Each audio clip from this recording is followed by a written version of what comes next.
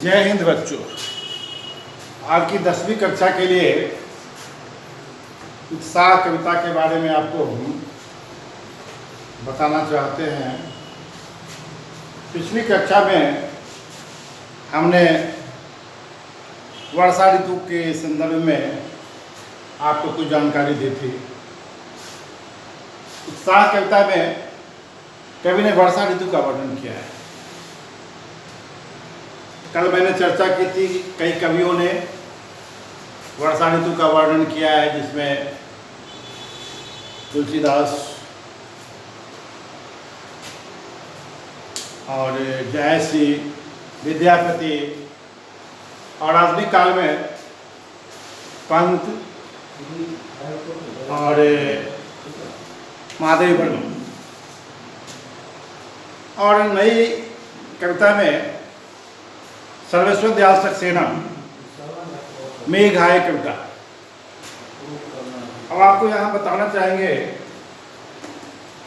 कि उक्त पद्यांश में उत्साह कविता में कवि कहना चाहता है कि बादल बरसो, बादल से बरसने का आग्रह तो करता है, लेकिन कहता है गरज गरज कर बरसो। एक और अन्य कविता में निराला ने लिखा है,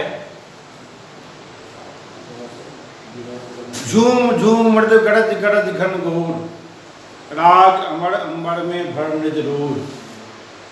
कभी बादल से झूम झूम कर गरज गरज कर बरसने का आग्रह करता है। यहाँ भी वही भाव है।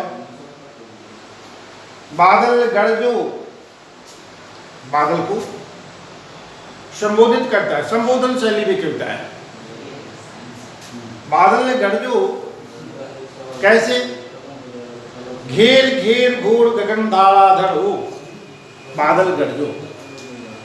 कभी बादल से कहता है कि चारों दिशाओं को घेर लो। विद्यापति ने कहा, तिमिर दिग भरी घोर जामिन अतुल बिजलिक पापिया। अर्थात बादल जब बरसता है तो कभी कभी ऐसा दृश्य होता है कि दिन में भी रात का एहसास होने लगता है। यहाँ कभी बादल से कहता है घेर घेर कर, घेर घेर में पुनरुक्ति प्रकाश अलंकार है और अन्य अलंकार भी हैं। घेर घेर घोर स्वर मैत्री भी है, जिसको नाद सौंदर्य कहते हैं। धाराधर कहते हैं बादल को, धार को धारण करने वाला बादल। अर्थात कभी बादल से कहता है, ए बादल तुम गरजो ऐसे ही नहीं, घोर गर्जना करो, इतनी गर्जना करो कि चारों दिशाएं कंपायमान हो जाएं। घेर घेर कर बरसो, अर्थात पूरी धरती पर छा जाओ, चारों दिशाओं में व्याप्त हो जाओ। ललित ललित काले घुंघराले, ललित ललित में प्रणुक्ति प्रकाश अलंकार। सुंदर सुंदर, ललित मतलब सुंदर। काले घुंघराले, घुंघराले घुंघराले बालों के समान। बादल कैसे होते हैं? काले होते हैं। और बाल कैसे होते हैं? काले होते हैं। अर्थात एक काले बादल, घुंघराले बादल, एक सुंदर बादल बरस, लेकिन कैसे बरस? घेर घेर कर, घोर गर्जना कर बरस। बाल कल्पना कैसे पाले, बाल कल्पना कैसे उपमा अलंकार है, तुलना की गई। बाल बच्चों की कल्पना के समान, बच्चों की कल्पनाएं असीम होती हैं और बच्चों की जैसी विचित्र कल्पनाएं होती है, उसी प्रकार तुम अनंत हो, तुम्हारा कोई अंत नहीं है। बच्चों के विचित्र कल्पनाओं के पतवारों के समान तुम लगते हो। कवि ने उपमा अलंकार का उदाहरण दिया है। फिर कहता है विद्युत छवि उड़ में, विद्युत छवि उड़ में, बादल में बिजली होती है। बिजली क्रांति की प्रतीक है। कवि के अंतस में भी वीर रस की ज्वाला होती है, अर्थात कविता के माध्यम से कवि समाज में क्रांति ला सकता है। और हर कवि के अंतस में बीज रूप में क्रांति होती है, अर्थात शब्दों में ज्वाला होती है, जिसके माध्यम से वह समाज को जगाता है। आप उदाहरण के लिए समझ लीजिए, जब हम परतंत्र थे तो उस समय जितने अच्छे अच्छे कवि हुए, राष्ट्रवादी कवि हुए, मैथिली सेनगुप्त हुए, दिनकर हुए, और लेखकों में ये मुंशी प्रेमचंद, भारतेंदु हरिश्चंद्र इत्यादि ने अपनी कविता के माध्यम से, अपनी रचनाओं के माध्यम से समाज में क्रांति लाने का भरसक प्रयास किया। दो बैलों की कथा में एक ऐसी कथा है वह जिसमें लेखक ने एक जानवर को भी, पशु को भी परतंत्र न रहने की वो उसका चित्रण करता है।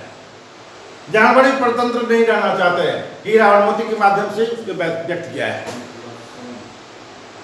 तो कवि कहता है कि विद्युत छवि उड़ में,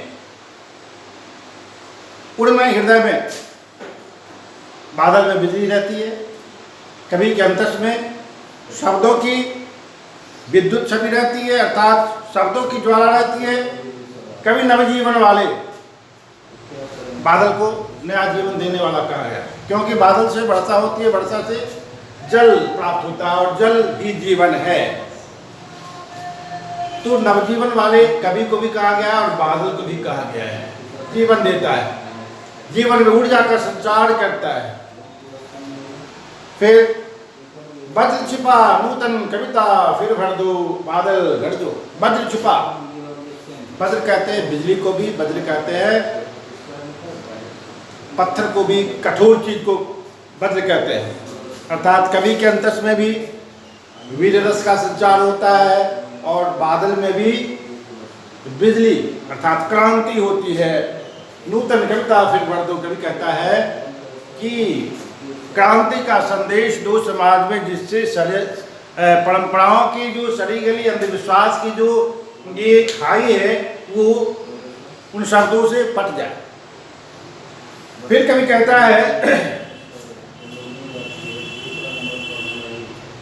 मतलब कवि के कहने का आशय यह है कि समाज में जो अंधविश्वास है, समाज में जो भ्रांतियां हैं, उन भ्रांतियों को तुम कविता के माध्यम से दूर कर दो, क्योंकि हमारे समाज में बहुत सी भ्रांतियां हैं, अंधविश्वास है, सड़ी गली परंपराएं हैं। उसको दूर करने का प्रयास कवि अपने शब्दों के माध्यम से करता है। और बादल भी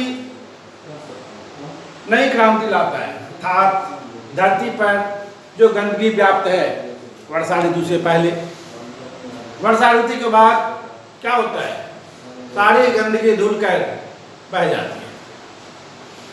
तुलसीदास ने रामचरितमानस में कहा कि जब शरद ऋतु आती है तो समस्त धरती शांत चित्त निर्बल काया लेकर आती है और फिर मौसम सुहावना होता है।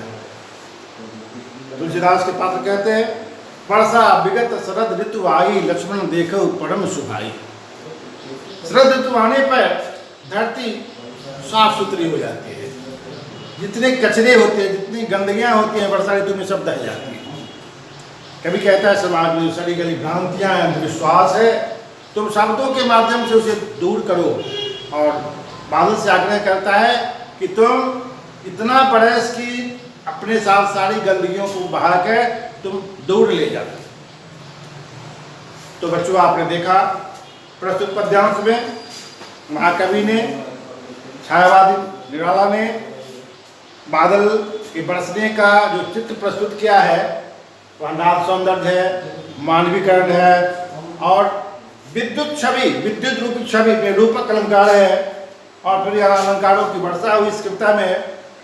तो हम आगे फिर दूसरी कक्षा में अगले पद्यांश का हम चित्रण करेंगे। तब तक के लिए आज धन्यवाद।